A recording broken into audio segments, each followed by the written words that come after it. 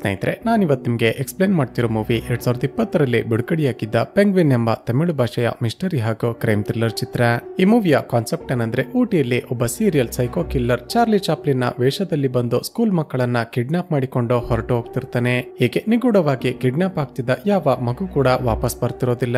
ಹಾಗೂ ಆ psycho killer ಕೆಲವು ದಿನಗಳ ನಂತರ ಕಿಡ್ನಾಪ್ ಮಾಡಿದ ಮಕ್ಕಳ ಬಟ್ಟೆಗಳನ್ನ, ಬ್ಯಾಗ್ ಗಳನ್ನ ಹಾಗೂ ಶೂಸ್ ಗಳನ್ನ ಸಿಟಿಯ ಔಟ್ಸ್ಕರ್ಟ್ ನಲ್ಲಿ ಎಸೆದು ಹೋಗ್ತಿರ್ತಾನೆ. ಹೀಗಿರುವಾಗಲೇ ಚಿತ್ರದ ಹೀರೋಯಿನ್ ಮಗನನ್ನ ಕೂಡ ಆ ಸೈಕೋ ಕಿಲ್ಲರ್ ಕಿಡ್ನಾಪ್ ಮಾಡಿಬಿಡುತ್ತಾನೆ.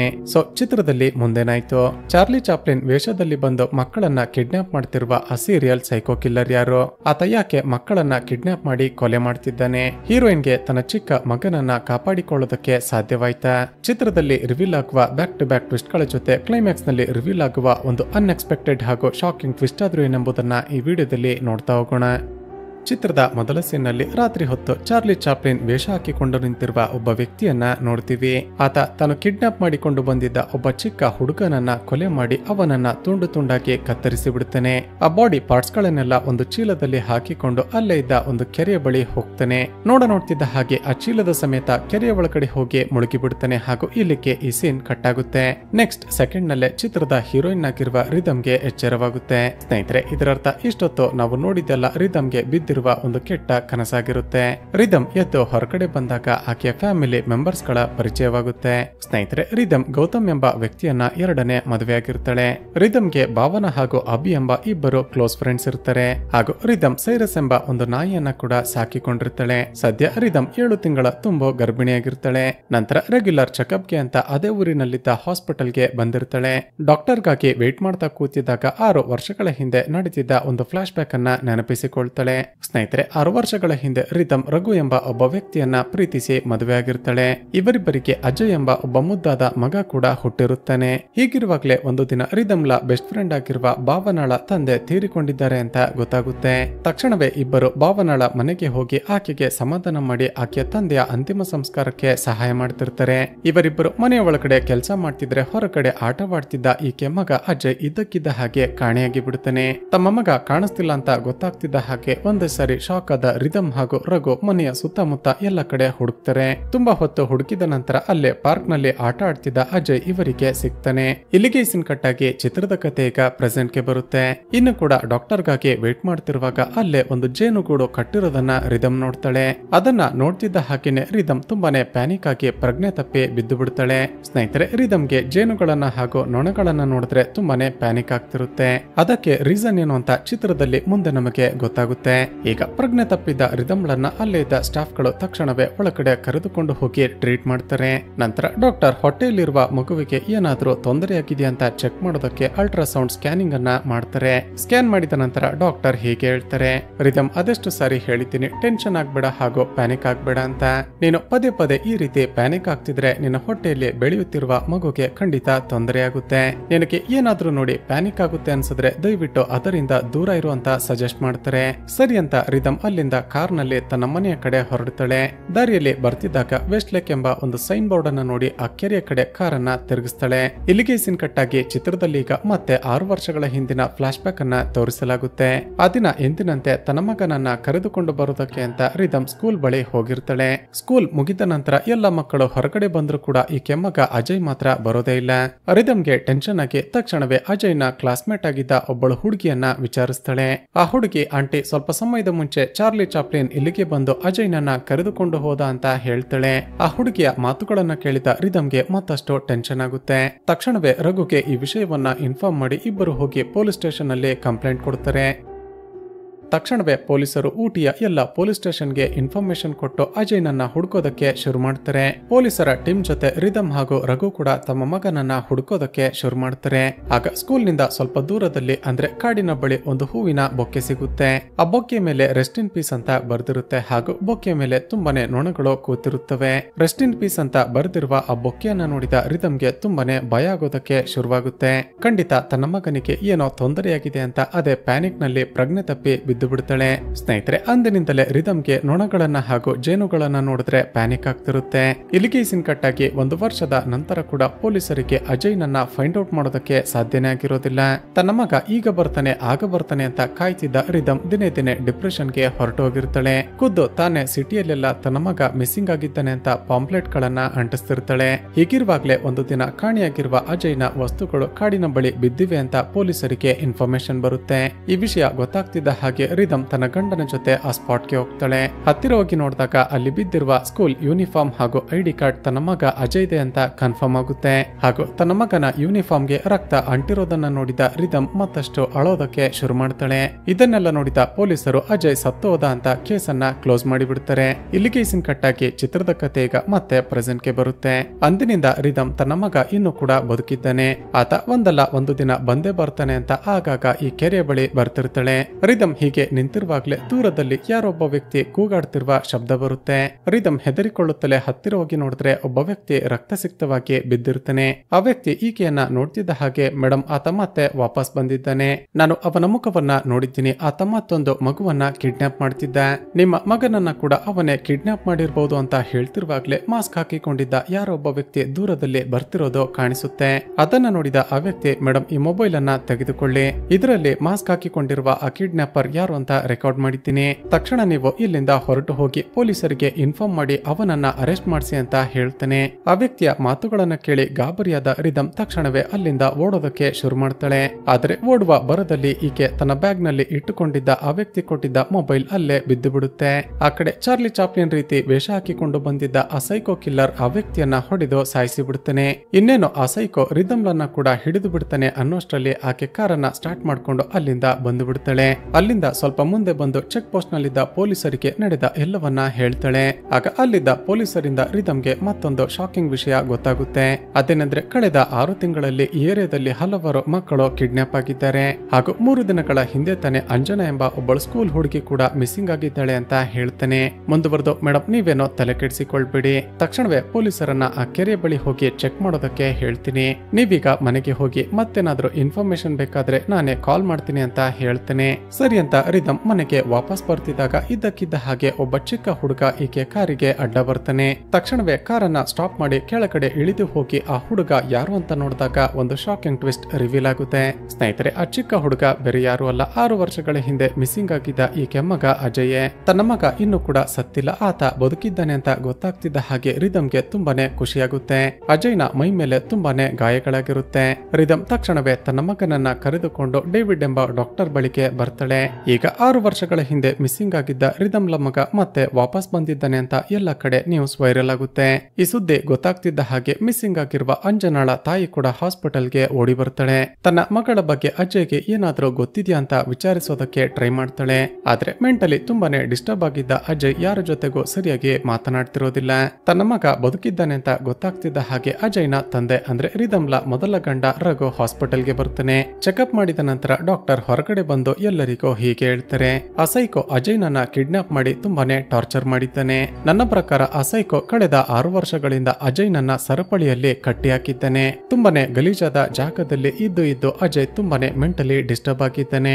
ಜೊತೆಗೆ ಆತ ಇಷ್ಟು ವರ್ಷಗಳಿಂದ ಯಾರ ಜೊತೆಗೂ ಮಾತನಾಡದ ಕಾರಣ ಜನಗಳ ಜೊತೆ ಮಾತನಾಡೋದಕ್ಕೆ ಭಯ ಪಡ್ತಿದ್ದಾನೆ. ನಿಮ್ಮ ಮಗ ನಾರ್ಮಲ್ ಆಗೋದಕ್ಕೆ ತುಂಬಾನೇ ಸಮಯ ಬೇಕು, ಯಾವುದೇ ಕಾರಣಕ್ಕೂ ಅವನಿಗೆ ಪ್ಯಾನಿಕ್ ಆಗುವ ಹಾಗೆ ಯಾರು ಕೂಡ ನಡೆದುಕೊಳ್ಬೇಡಿ ಅಂತ ಹೇಳ್ತಾರೆ. ಇಲ್ಲಿಗೆ ಈ ಸೀನ್ ಕಟ್ ಆಗಿ 6 ವರ್ಷಗಳ ಹಿಂದೆ ರಿದಮ್ ಯಾಕೆ ತನ್ನ ಮೊದಲ ಗಂಡನಿಂದ ದೂರ ಆದ್ಲು ಅಂತ ಫ್ಲಾಶ್ ಬ್ಯಾಕ್ ಅನ್ನ ತೋರಿಸಲಾಗುತ್ತೆ. ಸ್ನೇಹಿತರೆ, 6 ವರ್ಷಗಳ ಹಿಂದೆ ತನ್ನ ಮಗ ಕಾಣೆಯಾದ್ನಲ್ಲ ಅಂತ ರಿದಮ್ ಅದೇ ಯೋಚನೆಯಲ್ಲಿ ಒಂದು ರೀತಿ ಡಿಪ್ರೆಷನ್ಗೆ ಹೊರಟು ಹೋಗಿರ್ತಾಳೆ. ಸರಿಯಾಗಿ ಮಾತನಾಡದೆ, ಸರಿಯಾಗಿ ಊಟ ಮಾಡದೆ ಯಾವಾಗ್ಲೂ ರೂಮ್ ನಲ್ಲಿ ಒಬ್ಬಳೆ ಕೂತು ಅಳ್ತಿರ್ತಾಳೆ. ಆದ್ರೆ ರಘು ಮಾತ್ರ ತಮ್ಮ ಮಗ ಸತ್ತು ಹೋದ ಅಂತ ಆ ವಿಷಯವನ್ನ ಮರೆತು ನಾರ್ಮಲ್ ಆಗಿ ಜೀವನ ಮಾಡೋದಕ್ಕೆ ಶುರು ಮಾಡಿರ್ತಾನೆ. ಹಾಗೂ ತಮ್ಮ ಮಗ ಹೀಗೆ ಕಾಣೆಯಾಗೋದಕ್ಕೆ ರಿದಮ್ಲ ಬೇಜವಾಬ್ದಾರಿನೇ ಕಾರಣ ಅಂತ ಎಲ್ಲ ತಪ್ಪನ್ನ ಆಕೆ ಮೇಲೆನೆ ಹಾಕಿ ಬಿಟ್ಟಿರ್ತಾನೆ. ಹೀಗೆ ದಿನೇ ದಿನೇ ಇಬ್ಬರ ಮಧ್ಯ ಜಗಳ ಜಾಸ್ತಿಯಾಗಿ ಕೊನೆಗೊಂದು ದಿನ ರಘುನೆ ರಿದಮ್ಗೆ ಡಿವೋರ್ಸ್ ಕೊಟ್ಟಿರ್ತಾನೆ. ಇಷ್ಟಪಟ್ಟಿರ್ತಾನೆ. ಇದಾಗಿ 4-5 ವರ್ಷಗಳ ನಂತರ ಗೌತಮ್ ರಿದಮ್ಲನ್ನ ನೋಡಿ ಇಷ್ಟಪಟ್ಟು ಆಕೆಯನ್ನ 2ನೇ ಮದುವೆ ಆಗಿರ್ತಾನೆ. ಈಗ ಪ್ರೆಸೆಂಟ್ ನಲ್ಲಿ ಅಜಯ್ನನ್ನ ಕರೆದುಕೊಂಡು ರಿದಮ್ ಮನೆಗೆ ಹೋಗ್ತಾಳೆ. ಆ ದಿನ ರಾತ್ರಿ ಎಲ್ಲರೂ ಮಲಗಿಕೊಂಡಿದ್ದಾಗ ರಿದಮ್ಗೆ ತನ್ನ ಮಗ ಏನೋ ಹೇಳ್ತಿರುವ ರೀತಿ ಶಬ್ದ ಕೇಳಿಸುತ್ತೆ. ತಕ್ಷಣ ಅಜಯ್ನ ರೂಮ್ಗೆ ಹೋಗಿ ನೋಡಿದ್ರೆ ಆತ ಮಲಗಿಕೊಳ್ಳದೆ ಏನೋ ಡ್ರಾಯಿಂಗ್ ಬಿಡಿಸ್ತಿರ್ತಾನೆ. 2 ದಿನಗಳ ನಂತರ ರಿದಮ್ ಮತ್ತೆ ತನ್ನ ಮಗನನ್ನ ಕರೆದುಕೊಂಡು ಡೇವಿಡ್ ಬಳಿ ಚೆಕಪ್ಗೆ ಹೋಗಿರ್ತಾಳೆ. ಡಾಕ್ಟರ್ ಅಜಯ್ ಸರಿಯಾಗಿ ನಿದ್ದೆ ಮಾಡ್ತಿಲ್ಲ. ಒಬ್ಬನೇ ವಿಚಿತ್ರವಾಗಿ ಏನೇನೋ ಮಾತನಾಡಿಕೊಳ್ತಾ ಡ್ರಾಯಿಂಗ್ ಗಳನ್ನ ಬಿಡಿಸ್ತಿರ್ತಾನೆ ಅಂತ ತೋರಿಸ್ತಾಳೆ. ಆ ಡ್ರಾಯಿಂಗ್ ಗಳನ್ನ ನೋಡಿದ ಡಾಕ್ಟರ್ ಡೇವಿಡ್ ಹೀಗೆ ಹೇಳ್ತಾನೆ, ಮೇಡಮ್, ನಿಮ್ಮ ಮಗ ಕಿಡ್ನಾಪ್ ಆಗಿದ್ದಾಗ ಏನನ್ನ ನೋಡಿದ್ನೋ ಅದರಿಂದ ಅವನಿಗೆ ತುಂಬಾನೇ ಟ್ರಾಮಾ ಕ್ರಿಯೇಟ್ ಆಗಿದೆ. ಆತ ಅಲ್ಲಿದ್ದಾಗ ಪ್ರತಿದಿನ ಏನನ್ನ ನೋಡ್ತಿದ್ನೋ ಅದನ್ನೇ ಡ್ರಾಯಿಂಗ್ ಆಗಿ ಬಿಡಿಸ್ತಿದ್ದೇನೆ. ನೆಕ್ಸ್ಟ್ ಟೈಮ್ ಆತ ಒಬ್ಬೊಬ್ಬನೇ ಮಾತನಾಡಿಕೊಳ್ತಿದ್ದಾಗ ಅದನ್ನ ರೆಕಾರ್ಡ್ ಮಾಡಿಕೊಂಡು ಬನ್ನಿ ಅಂತ ಹೇಳ್ತಾನೆ. ಅದೇ ಸಮಯಕ್ಕೆ ಈಕೆಯ ಮೊದಲ ಗಂಡ ರಘು ಕಾಲ್ ಮಾಡ್ತಾನೆ. ರಿದಮ್, ನನ್ನ ಕಂಪನಿಯಲ್ಲಿ ಅಮೆರಿಕಾಗೆ ಟ್ರಾನ್ಸ್ಫರ್ ಆಗಿದೆ. ನಾನು ಇಲ್ಲಿಂದ ಹೋಗೋದಕ್ಕೂ ಮುಂಚೆ ನನ್ನ ಮಗನನ್ನ ಒಂದು ಸಾರಿ ನೋಡ್ಬೇಕಲ್ಲ. ದಯವಿಟ್ಟು ಅಜಯ್ನನ್ನ ಕರೆದುಕೊಂಡು ಒಂದು ರೆಸ್ಟೋರೆಂಟ್ಗೆ ಬಾ ಅಂತ ಅಡ್ರೆಸ್ ಅನ್ನ ಹೇಳ್ತಾನೆ. ಸರಿ ಅಂತ ರಿದಮ್ ಅಜಯ್ನನ್ನ ಕರೆದುಕೊಂಡು ರೆಸ್ಟೋರೆಂಟ್ಗೆ ಹೋಗ್ತಾಳೆ. ಆಗ ಅಜಯ್ ಇದ್ದಕ್ಕಿದ್ದ ಹಾಗೆ ಯಾರನ್ನ ನೋಡಿ ತುಂಬಾನೇ ಹೆದರಿಕೊಳ್ಳೋದಕ್ಕೆ ಶುರು ಮಾಡ್ತಾನೆ. ತಕ್ಷಣವೇ ಹಿಂದಕ್ಕೆ ತಿರುಗಿ ನೋಡಿದಾಗ ನಾವು ಆಗಾಗ ಚಿತ್ರದಲ್ಲಿ ನೋಡುವ ಆ ಚಾರ್ಲಿ ಚಾಪ್ಲಿನ್ ರೀತಿಯ ವೇಷ ಹಾಕಿಕೊಂಡಿರುವ ವ್ಯಕ್ತಿ ನಿಂತಿರ್ತಾನೆ. ತಕ್ಷಣ ಅವನನ್ನ ಹಿಡಿಬೇಕು ಅಂತ ಅವನನ್ನ ಫಾಲೋ ಮಾಡೋದಕ್ಕೆ ಶುರು ಮಾಡ್ತಾಳೆ. ಆದ್ರೆ ಆ ಜಾಗದಲ್ಲಿ ತುಂಬಾನೇ ಜನಗಳಿದ್ದ ಕಾರಣ ಆತ ಮಿಸ್ ಆಗ್ತಾನೆ. ತಕ್ಷಣ ರೆಸ್ಟೋರೆಂಟ್ಗೆ ವಾಪಸ್ ಬಂದು ನೋಡಿದ್ರೆ ಟೇಬಲ್ ಮೇಲೆ ರೆಸ್ಟ್ ಇನ್ ಪೀಸ್ ಅಂತ ಬರೆದಿರುವ ಒಂದು ಎನ್ವಲಪ್ ಇರುತ್ತೆ. ಅದನ್ನ ನೋಡಿ ಒಂದೇ ಸರಿ ಶಾಕ್ ಆದ ರಿದಮ್ ತನ್ನ ಮಗ ಎಲ್ಲಿ ಅಂತ ನೋಡಿದ್ರೆ ಶಾಕಿಂಗ್ಲಿ ಅಜಯ್ ಕೂಡ ಮಿಸ್ಸಿಂಗ್ ಆಗಿರ್ತಾನೆ. ತಕ್ಷಣವೇ ರಘು ಹಾಗೂ ರಿದಮ್ ಮತ್ತೆ ಅಜಯ್ನನ್ನ ಹುಡುಕೋದಕ್ಕೆ ಶುರು ಮಾಡ್ತಾರೆ. ಸ್ವಲ್ಪ ಸಮಯದ ನಂತರ ಇವರಿಬ್ಬರ ಮಗ ಅಲ್ಲೇ ಸ್ವಲ್ಪ ದೂರದಲ್ಲಿ ನಿಂತಿರೋದು ಕಾಣಿಸುತ್ತೆ. ತನ್ನ ಮಗ ವಾಪಸ್ ಸಿಕ್ಕದ್ನಲ್ಲ ಅಂತ ರಿದಮ್ಗೆ ತುಂಬಾನೇ ಸಮಾಧಾನ ಆಗುತ್ತೆ. ನಂತರ ಆ ಎನ್ವಲಪ್ ನಲ್ಲಿ ಏನಿದೆ ಅಂತ ಓಪನ್ ಮಾಡಿ ನೋಡಿದಾಗ ಗೌತಮ್ ಒಂದಷ್ಟು ಜನ ಹುಡುಗಿಯರ ಜೊತೆ ನಿಂತಿರುವ ಫೋಟೋಸ್ ಗಳಿರುತ್ತೆ. ಆದ್ರೆ ರಿದಮ್ಗೆ ಗೌತಮ್ನ ಮೇಲೆ ನಂಬಿಕೆ ಇರುತ್ತೆ. ಹಾಗಾಗಿ ಆ ಫೋಟೋಸ್ ಗಳನ್ನ ಇಗ್ನೋರ್ ಮಾಡಿ ಬಿಡ್ತಾಳೆ. ಇಲ್ಲಿಗೆ ಸೀನ್ ಕಟ್ ಆಗಿ ಆ ದಿನ ರಾತ್ರಿ ಮಲಗಿಕೊಂಡಿದ್ದಾಗ ಅಜಯ್ ತನ್ನ ಕೈಯಲ್ಲಿ ಒಂದು ಗ್ಲಾಸ್ ನ ಪೀಸ್ ಅನ್ನ ಹಿಡಿದುಕೊಂಡು ಬಂದು ತನ್ನ ತಾಯಿಯ ಹೊಟ್ಟೆಗೆ ಚುಚ್ಚಿ ಬಿಡ್ತಾನೆ. ಇದಾಗಿ ನೆಕ್ಸ್ಟ್ ಸೆಕೆಂಡ್ ನಲ್ಲೇ ರಿದಮ್ ಜೋರಾಗಿ ಕೂಗಿಕೊಂಡು ಎಚ್ಚರವಾಗ್ತಾಳೆ. ಸ್ನೇಹಿತರೆ, ಇದರರ್ಥ ಇದು ಕೂಡ ರಿದಮ್ಗೆ ಬಿದ್ದಿರುವ ಒಂದು ಕೆಟ್ಟ ಕನಸಾಗಿರುತ್ತೆ. ಅದೇ ಸಮಯಕ್ಕೆ ಅಜಯ್ನ ರೂಮ್ ನಿಂದ ಆತ ಏನೋ ಮಾತನಾಡ್ತಿರುವ ರೀತಿ ಶಬ್ದ ಬರುತ್ತೆ. ತಕ್ಷಣ ಅವನ ರೂಮ್ಗೆ ಹೋಗಿ ನೋಡಿದ್ರೆ ಆಫ್ ಆಗಿರುವ ಟಿವಿಯ ಮುಂದೆ ಒಬ್ಬನೇ ನಿಂತು ಏನೇನೋ ಮಾತನಾಡ್ತಿರ್ತಾನೆ. ಹತ್ತಿರ ಹೋಗಿ ನೋಡ್ಬೇಕು ಅನ್ನೋಷ್ಟರಲ್ಲೇ ರಿದಮ್ಗೆ ಒಂದು ಟ್ವಿಸ್ಟ್ ರಿವೀಲ್ ಆಗುತ್ತೆ. ಅದೇನಂದ್ರೆ ಆ ಟಿವಿಯ ರಿಫ್ಲೆಕ್ಷನ್ ನಲ್ಲಿ ಮನೆಯ ಕಿಟಕಿಯ ಬಳಿ ಚಾರ್ಲಿ ಚಾಪ್ಲಿನ್ ವೇಷ ಹಾಕಿಕೊಂಡಿರುವ ಆ ಸೈಕೋ ನಿಂತಿರೋದು ಕಾಣಿಸುತ್ತೆ. ಆ ಸೈಕೋಗೆ ರಿದಮ್ ಅಲ್ಲಿ ಬಂದಿದ್ದಾಳೆ ಅಂತ ಗೊತ್ತಿಲ್ಲದೆ ಒಳಗಡೆ ಬರ್ತಾನೆ. ರೆಗ್ಯುಲರ್ ಆಗಿ ಮಾತನಾಡದೆ ಅಜಯ್ ಜೊತೆ ಏನೇನೋ ಸೈನ್ ಲ್ಯಾಂಗ್ವೇಜ್ ಅಲ್ಲಿ ಮಾತನಾಡೋದಕ್ಕೆ ಶುರು ಮಾಡ್ತಾನೆ. ಆಗ ತಕ್ಷಣವೇ ರಿದಮ್ ಅಲ್ಲೇ ಇದ್ದ ಒಂದು ಕಬ್ಬಿಣದ ರಾಡ್ ನಿಂದ ಅವನ ತಲೆಗೆ ಹೊಡೆದು ಬಿಡುತ್ತಾಳೆ. ಆತ ಯಾರು ಅಂತ ಅವನ ಮುಖವನ್ನ ನೋಡ್ಬೇಕು ಅನ್ನೋಷ್ಟರಲ್ಲಿ ಆತ ವಾಪಸ್ ಈಕೆ ಮೇಲೇನೆ ಅಟ್ಯಾಕ್ ಮಾಡಿ ತಪ್ಪಿಸಿಕೊಂಡು ಅಲ್ಲಿಂದ ಎಸ್ಕೇಪ್ ಆಗಿ ಬಿಡ್ತಾನೆ. ಈ ವಿಷಯ ಗೊತ್ತಾಗ್ತಿದ್ದ ಹಾಗೆ ಡಾಕ್ಟರ್ ಡೇವಿಡ್ ಹಾಗೂ ಈಕೆಯ ಫ್ರೆಂಡ್ಸ್ ಗಳೆಲ್ಲ ಮನೆಗೆ ಬರ್ತಾರೆ. ಸೈಕೋ ಕಿಲ್ಲರ್ ಅಜಯ್ನನ್ನ ಹುಡುಕಿಕೊಂಡು ಮನೆಗೇನೆ ಬಂದಿದ್ದ ಅಂತ ಗೊತ್ತಾಗಿ ಎಲ್ಲರಿಗೂ ತುಂಬಾನೇ ಶಾಕ್ ಆಗುತ್ತೆ. ಇಲ್ಲಿಗೆ ಸೀನ್ ಕಟ್ ಆಗಿ ಮರುದಿನ ಬೆಳಿಗ್ಗೆ ಕಾಣೆಯಾಗಿರುವ ತನ್ನ ಮಗಳನ್ನ ಅಂಜನಾಳ ತಾಯಿ ತುಂಬಾನೇ ಹುಡುಕ್ತಿರ್ತಾಳೆ. ಆಕೆಯನ್ನ ನೋಡಿದ ಹೀರೋಯಿನ್ಗೂ ಕೂಡ 6 ವರ್ಷಗಳ ಹಿಂದೆ ನಾನು ಕೂಡ ಹೀಗೇನೆ ಕಷ್ಟಪಟ್ಟಿದ್ನಲ್ಲ ಅಂತ ನೆನಪಾಗುತ್ತೆ. ನಂತರ ಮನೆಗೆ ವಾಪಸ್ ಬಂದಾಗ ನಾಯಿ ಸೈರಸ್ ಮನೆಯ ಬಳಿದ ಒಂದು ಡಸ್ಟ್ಬಿನ್ ಅಲ್ಲಿ ಏನನ್ನೋ ಹುಡುಕ್ತಿರುತ್ತೆ. ಅನುಮಾನ ಬಂದು ಹತ್ತಿರ ಹೋಗಿ ನೋಡಿದ್ರೆ ಮನುಷ್ಯನ ಕೂದಲು ಹಾಗೂ ಬಟ್ಟೆ ಪೀಸ್ಗಳು ಸಿಗುತ್ತವೆ. ತಕ್ಷಣವೇ ರಿದಮ್ ಅಲ್ಲಿಂದ ಸೀದಾ ಒಂದು ಮನೆಯ ಕಡೆ ಓಡಿ ಬರುತ್ತೆ. ರಿದಮ್ಗೆ ಅನುಮಾನ ಬಂದು ತನ್ನ ನಾಯಿಯನ್ನ ಫಾಲೋ ಮಾಡ್ತಾ ಆ ಮನೆಗೆ ಬರ್ತಾಳೆ. ಡೋರ್ ಬೆಲ್ ಅನ್ನ ರಿಂಗ್ ಮಾಡಿ ನೋಡಿದ್ರೆ ಒಂದು ಶಾಕಿಂಗ್ ಟ್ವಿಸ್ಟ್ ರಿವೀಲ್ ಆಗುತ್ತೆ. ಆ ಮನೆ ಬೇರೆ ಯಾರ್ದು ಅಲ್ಲ, ಅದು ಡಾಕ್ಟರ್ ಡೇವಿಡ್ದು. ತನ್ನ ನಾಯಿ ವಾಸನೆ ಹಿಡಿತಾ ಇಲ್ಲಿಗೆ ಬಂದಿದ್ದನ್ನ ನೋಡಿದ ರಿದಮ್ಗೆ ಮೊದಲೇ ಅನುಮಾನ ಬಂದಿರುತ್ತೆ. ಜೊತೆಗೆ ಡೇವಿಡ್ ರಿದಮ್ಳನ್ನ ನೋಡ್ತಿದ್ದ ಹಾಗೇನೆ ತುಂಬಾನೇ ಗಾಬರಿಯಾಗಿ ಏನೇನೋ ಮಾತನಾಡೋದಕ್ಕೆ ಶುರು ಮಾಡ್ತಾನೆ. ಆತ ಕಾಫಿ ಮಾಡೋದಕ್ಕೆ ಅಂತ ಕಿಚನ್ಗೆ ಹೋಗ್ತಿದ್ದ ಹಾಗೆ ರಿದಮ್ ಅವನಿಗೆ ಗೊತ್ತಾಗದ ಹಾಗೆ ಮನೆಯನ್ನೆಲ್ಲ ಸರ್ಚ್ ಮಾಡೋದಕ್ಕೆ ಶುರು ಮಾಡ್ತಾಳೆ. ಆಗ ಅಲ್ಲೇ ಇದ್ದ ಒಂದು ರೂಮ್ ನ ಒಳಗಡೆ ಬೀರುವಿನ ಹಿಂದೆ ಮತ್ತೊಂದು ಸೀಕ್ರೆಟ್ ಡೋರ್ ಇರೋದನ್ನ ನೋಡ್ತಾಳೆ. ತಕ್ಷಣ ಒಳಗಡೆ ಹೋಗಿ ನೋಡಿದ್ರೆ ಶಾಕಿಂಗ್ಲಿ ರಿದಮ್ ಕೆಲವು ದಿನಗಳ ಹಿಂದೆ ಒಬ್ಬ ವ್ಯಕ್ತಿಯನ್ನ ಕೆರೆಯ ಬಳಿ ನೋಡಿದ್ಲು ಅಲ್ವಾ. ಆ ವ್ಯಕ್ತಿಯ ಡೆಡ್ ಬಾಡಿಯನ್ನ ಪ್ಯಾಕ್ ಮಾಡಿ ಇಡಲಾಗಿರುತ್ತೆ. ಹಾಗೂ ಅಲ್ಲೇ ಇದ್ದ ಒಂದು ರಕ್ತಸಿಕ್ತವಾಗಿದ್ದ ಬಾತ್ ಟಬ್ ನ ಒಳಗಡೆ ಅಂಜನಾ ಕೂಡ ಬಿದ್ದಿರ್ತಾಳೆ. ಸ್ನೇಹಿತರೆ, ಇದರರ್ಥ ಇಷ್ಟು ದಿನಗಳಿಂದ ಮಕ್ಕಳನ್ನ ಕಿಡ್ನಾಪ್ ಮಾಡಿ ಕೊಲೆ ಮಾಡ್ತಿರುವ ಆಗಿರುವ ಆ ಸೈಕೋ ಕಿಲ್ಲರ್ ಈ ಡಾಕ್ಟರ್ ಡೇವಿಡ್. ರಿದಮ್ ತನ್ನ ಸೀಕ್ರೆಟ್ ರೂಮ್ ನ ಒಳಗಡೆ ಬಂದಿದ್ದಾಳೆ ಅಂತ ಗೊತ್ತಾಗ್ತಿದ್ದ ಹಾಗೆ ಡೇವಿಡ್ ಆಕೆಯ ಮೇಲೆ ಅಟ್ಯಾಕ್ ಮಾಡೋದಕ್ಕೆ ಶುರು ಮಾಡ್ತಾನೆ. ಆದ್ರೆ ರಿದಮ್ ತುಂಬಾ ಹೊತ್ತು ಅವನ ಜೊತೆ ಫೈಟ್ ಮಾಡಿ ಕೊನೆಗೂ ಅವನ ಕೈಗಳನ್ನ ಕಟ್ಟಿ ಹಾಕ್ತಾಳೆ. ನಂತರ ಈ ವಿಷಯ ಪೊಲೀಸರಿಗೆ ಗೊತ್ತಾಗ್ತಿದ್ದ ಹಾಗೆ ತಕ್ಷಣವೇ ಅವನನ್ನ ಅರೆಸ್ಟ್ ಮಾಡಿಕೊಂಡು ಸ್ಟೇಷನ್ಗೆ ಎಳೆದುಕೊಂಡು ಹೋಗ್ತಾರೆ. ಪೊಲೀಸರು ಡೇವಿಡ್ಗೆ ಸರಿಯಾಗಿ ಹೊಡೆದು ಎನ್ಕ್ವೈರಿ ಮಾಡಿದಾಗ ಮತ್ತೊಂದು ಶಾಕಿಂಗ್ ವಿಷಯ ಗೊತ್ತಾಗುತ್ತೆ. ಅದೇನಂದ್ರೆ ಈ ಸೈಕೋ ಡೇವಿಡ್ ಮಕ್ಕಳನ್ನ ಕಿಡ್ನಾಪ್ ಮಾಡಿ ಅವರ ದೇಹದ ಅಂಗಾಂಗಗಳನ್ನ ಸೇಲ್ ಮಾಡ್ತಿರ್ತಾನೆ. ನಂತರ ಮಕ್ಕಳ ಡೆಡ್ ಬಾಡಿಗಳನ್ನ ತುಂಡು ತುಂಡಾಗಿ ಕತ್ತರಿಸಿ ಆಸಿಡ್ ಟ್ಯಾಂಕ್ ನ ಒಳಗಡೆ ಡಿಸಾಲ್ವ್ ಮಾಡ್ತಿರ್ತಾನೆ. ಆದ್ರೆ ಇವನ ಮಾತುಗಳನ್ನ ಕೇಳಿದ ಪೊಲೀಸರಿಗೆ ಹಾಗೂ ರಿದಮ್ಗೆ ಒಂದು ಅನುಮಾನ ಬರುತ್ತೆ. ನೀನು ಇದುವರೆಗೂ ಕಿಡ್ನಾಪ್ ಮಾಡಿರುವ ಎಲ್ಲ ಮಕ್ಕಳನ್ನ ಕೂಡ ಕೊಲೆ ಮಾಡಿದ್ಯಾ, ಆದ್ರೆ ರಿದಮ್ಲ ಮಗ ಅಜಯ್ನನ್ನ ಮಾತ್ರ ಯಾಕೆ ಕೊಲೆ ಮಾಡಿಲ್ಲ ಅಂತ ಕೇಳ್ತಾರೆ. ಅದಕ್ಕೆ ಆ ಸೈಕೋ ವಿಚಿತ್ರವಾಗಿ ನಗುತ್ತಾ ಅಷ್ಟಕ್ಕೂ ನಾನು ನಿನ್ನ ಮಗನನ್ನ ಕಿಡ್ನಾಪೇ ಮಾಡಿರ್ಲಿಲ್ಲ ಅಂತ ಹೇಳ್ತೇನೆ. ಇದನ್ನ ಕೇಳಿದ ರಿದಮ್ ಹಾಗೂ ಪೊಲೀಸರಿಗೆ ಒಂದೇ ಸರಿ ಶಾಕ್ ಆಗಿ ಬಿಡುತ್ತೆ.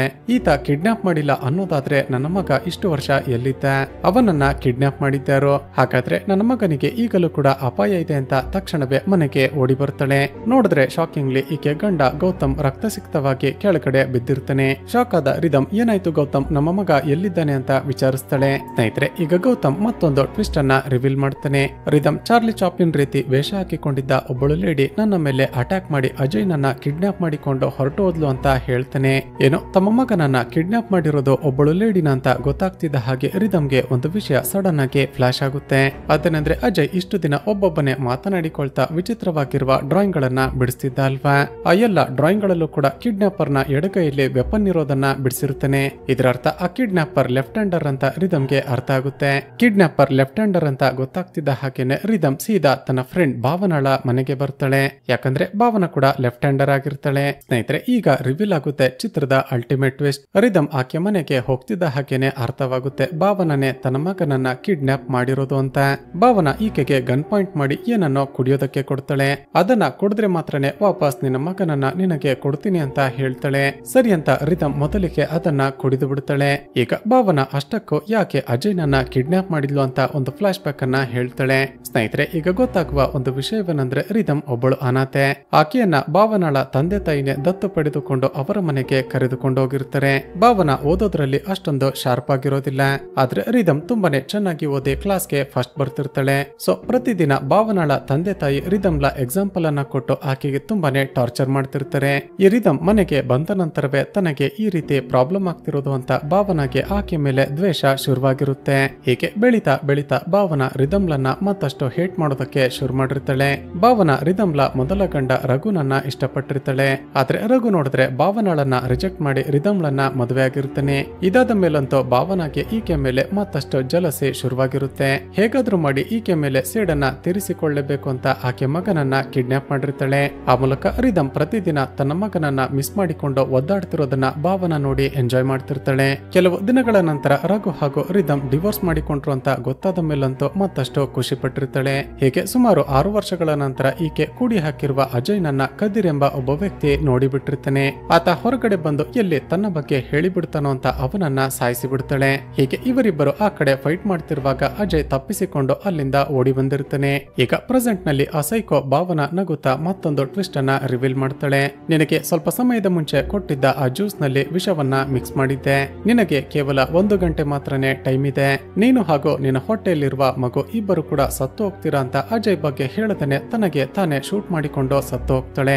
ಅದೇ ಸಮಯಕ್ಕೆ ಅಲ್ಲಿಗೆ ಬಂದ ನಾಯಿ ಸೈರಸ್ ಅಜಯ್ನ ವಾಸನೆ ಹಿಡಿಯುತ್ತಾ ಅವನನ್ನ ಬಚ್ಚಿಟ್ಟಿದ್ದ ಜಾಗದ ಕಡೆಗೆ ಓಡುತ್ತೆ. ತಕ್ಷಣವೇ ರಿದಮ್ ತನ್ನ ನಾಯಿಯನ್ನ ಫಾಲೋ ಮಾಡ್ತಾ ಹೋಗ್ತಾಳೆ. ಕಡೆಗೂ ಸೈರಸ್ ಕಾಡಿನ ಮಧ್ಯದಲ್ಲಿ ಅಜಯ್ನನ್ನ ಕೂಡಿ ಹಾಕಿರುವ ಜಾಗಕ್ಕೆ ಕರೆದುಕೊಂಡು ಬರುತ್ತೆ.